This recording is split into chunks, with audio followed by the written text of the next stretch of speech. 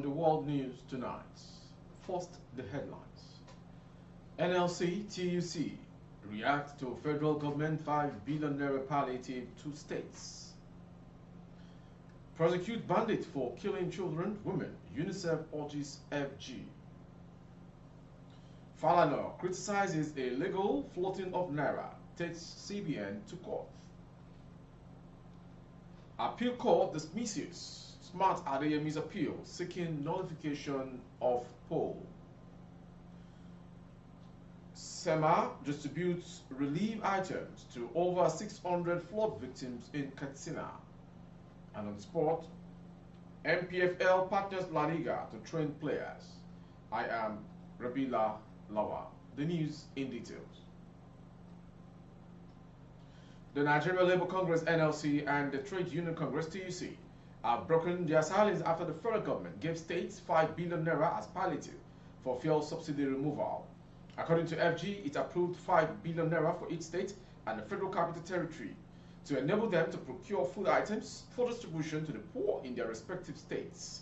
Governor Babagana Zulum of Borno State disclosed these at the Presidential Villa Abuja shortly after the National Economic Council NEC meeting. In addition to the fund, Zulum said the federal government also released 5 trucks of rice each to the 36 state governors.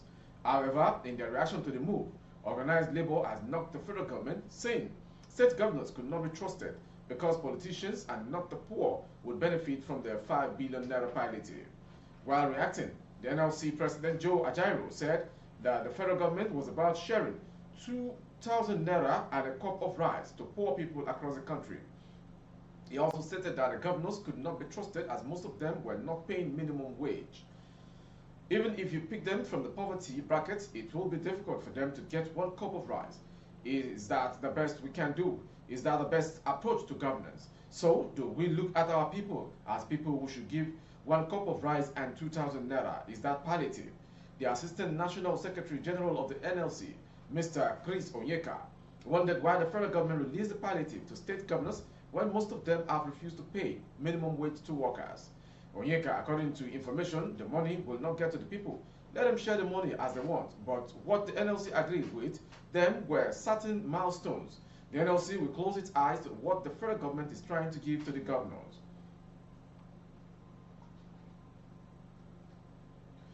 The United Nations Children's Fund representative in Nigeria has urged the federal and state governments to enhance their judicial system to ensure proper prosecution of bandits for their various crimes before the courts of law. Christian Monduate was addressing newsmen in Maiduguri Friday, August 18, preparatory to the commemoration of World Humanitarian Day Saturday, August 19. Monduate lamented the absence of proper prosecution and punishment for bandits for the various crimes they perpetrate against humanity. It scares me that bandits are not taken to court, even though they have been assaulting and killing children and women, abducting and raping etc., she lamented. It scares me that no laws are applied to prosecute and punish them.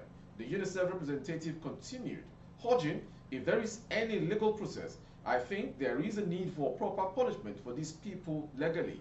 She said, we have international laws and also a legal system, adding, of course, the country Nigeria has its national laws and these laws have to be applied to prosecute and punish bandits. Maduete faulted the method of relocation of IDPs to their ancestral communities, which has still not ended the problems of a majority of the relocated IDPs.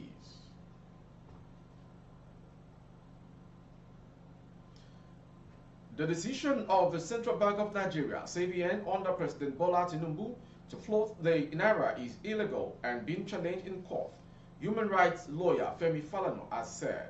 On June 14, at a time when the naira traded between 730 and 755 to the dollar at the investors and exporters IE window, the Apex Bank reportedly deposited money to banks to freely float the naira against the dollar and other international currencies.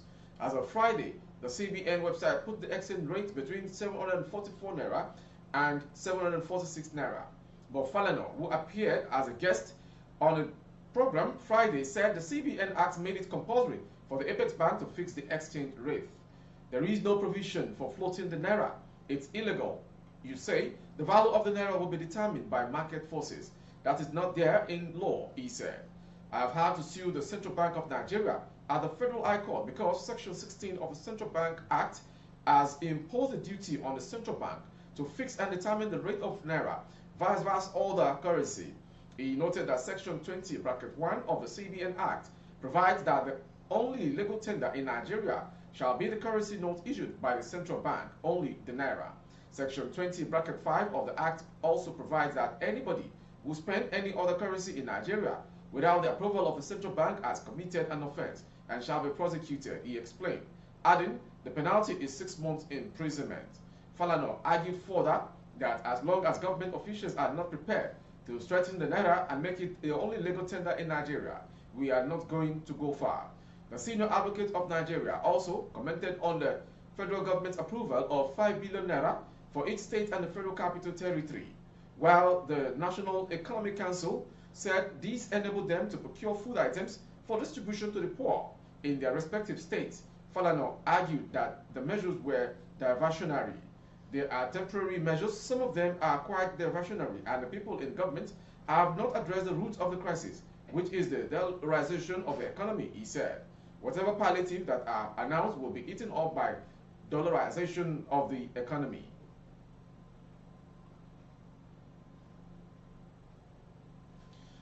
The Court of Appeal in Abuja on Friday dismissed an appeal brought before it by Senator Smart Adeyemi seeking to nullify the governorship primary election of the All Progressives Congress APC in Kogi State, which produced Ahmed Usman Ododo as party's flag bearer for the November 11th poll. The appellate court held that the appeal argued by Adekunle Oladapo Otitoju on behalf of Senator Adeyemi was completely bereft of merit and was thrown out. In a unanimous judgment of a three-man panel justice of the court, Adeyemi, who recently represented Kogi West Senatorial District in the state, was said to have failed to establish all allegations made against the conduct of the primary election by APC and its leaders. Justice Mohammed Lawal Shuaib, who delivered the lead judgment, resolved all three issues in dispute against Adeyemi. Shuaib said the allegations of manipulations and falsification of the primary election results made by Adeyemi, being criminal, ought to have been proved beyond reasonable doubt as required by law. He also dismissed another allegation by the appellant that he was denied a fair hearing by the appeal court committee of the APC based on his petition against the alleged unlawful conduct of the primary election. He said the issue of denial of a fair hearing was not raised in his originating summons at the Federal High Court, hence cannot be raised as a fresh issue at the Court of Appeal. In the absence of cogent and verifiable evidence on the part of Adeyemi, the Court of Appeal held that his allegations remained mere assertions that could not enjoy any probative value. Justice Shuaib proceeded to dismiss the appeal for want of merit. The Court of Appeal upheld the judgment of Justice James Omotosho of the Federal High Court in Abuja, delivered on July 12th, and which held that Adeyemi did not prove his allegations that Ododo was not lawfully nominated by the APC.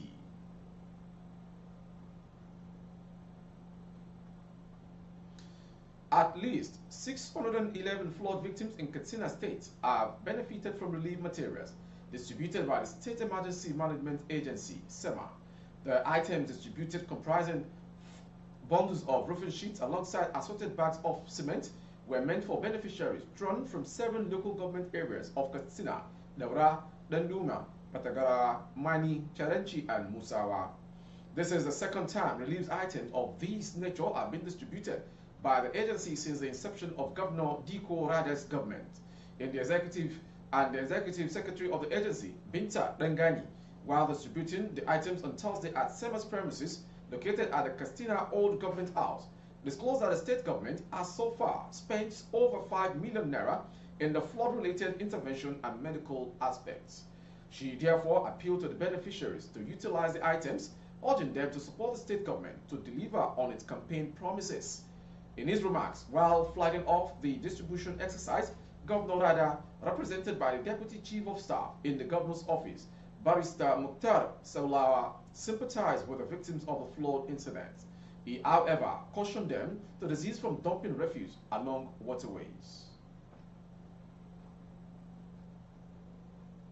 A 35-year-old man, Samaila Ilu, has hung himself to death over his difficult situation in Jigawa State. Police spokesperson DSP Lawan Shisu Adam confirmed the incident. According to him, on 17th August 2023 at about 11, police received a report that a 35-year-old man, Samela Ilu of Dongun Tentama village, outside local government, left his house on 16th August 2023 to an unknown destination. It later said his body was found hanging on a tree with a rope, presuming he had committed suicide.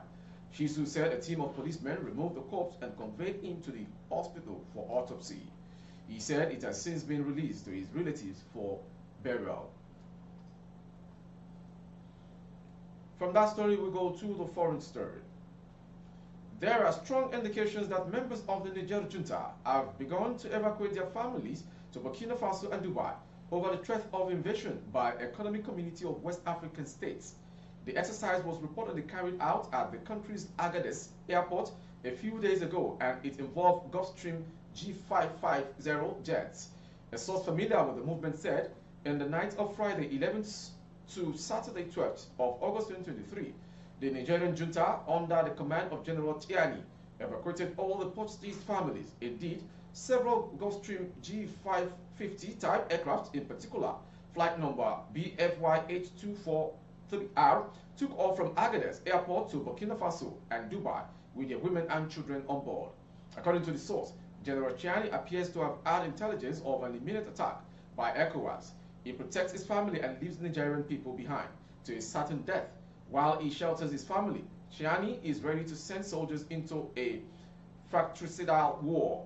This is, as ECOWAS said, it was ready to intervene military in Niger Republic if diplomatic effort to persuade the ruling military junta, which ousted President Mohamed Bazoum in July 26th day in the month of July, coup to restore democracy in the country failed. ECOWAS Commissioner for Political Affairs, Peace and Security, Abdel Fattah Musa, disclosed this Thursday in Ghana at a gathering of West African defense chiefs who were meeting to deliberate on a standby force. Nigeria's Chief of Defense Staff, General Christopher Wabin Musa, said at the start of the two-day meeting in Accra, democracy is what we stand for and it's what we encourage. The focus of our gathering is not simply to react to events, but to proactively chart a course that results in peace and promotes stability. The meeting to discuss Niger's crisis came after the August 6th deadline for the mutinous soldiers to release and reinstate Bazoum or face military intervention. Bazoum has remained under house arrest with his wife and son in Niger's capital, Niamey. ECOWAS has long deliberated on the use of force, which it described as a last resort, due to several mediation teams it sent to Niamey and also for a lack of consensus within its ranks. Burkina Faso and Mali, which have experienced multiple coups since 2020, warned that any military intervention in Niger would be declared as an act of war, revealing that a fracture in the region between its coastal countries and those in the volatile Sahel. Guinea, which is also under military rule and had condemned any external aggression, refrained from making any other comments. The top security body of AU met on Monday to consider whether it would submit military intervention as a support, but had yet to make its decision. The AU's Peace and Security Council could overrule a military intervention if it feels the wider stability on the continent will be threatened. If it rejects the use of force, there are grounds under which ECOWAS can claim legal justification. Finally, on sports. The Nigeria Professional Football League has announced a partnership with La Liga to train Nigerian players. And NPFL Chairman Benga Elebele stated that the partnership was born out of a need to make the Nigerian League more viable and also reward hard work. The NPFL All-Star squad will travel to Spain for 2 weeks to play friendly games with top La Liga teams. The coach with the highest point will also travel with them. The NPFL has inaugurated a technical committee for the All-Stars. The committee is headed by Harrison Jala, with Austin Egwavon, Daniel Amokachi, Gordon Unwa, Deji Omotoyibo, Shegun Agbede, and Mitchell Obi as members. The 2023-2024 NPFL season will start on September 9th.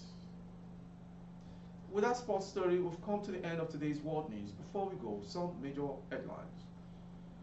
NLC TUC react to federal government 5 billion naira palliative to states.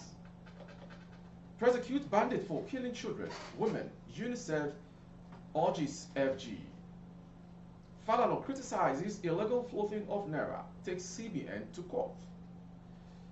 Appeal court dismisses Smart Adeyemi's appeal, seeking nullification of the poll which granted Ododo as governorship aspirant within APC. And on sports, NPFL partners La Liga to train players. That is all we have for today's World News. For more updates of our broadcast on YouTube, our handle is BGI TV Current. Kindly subscribe and click on the notification bell. Select option all to access all of our broadcasts. On Facebook, Bagede Imo with Alawi Adebayo. Please like and follow the page. Thank you for watching. And keep watching BGI TV Current. My name is Morire Rabila Lawa. Good evening.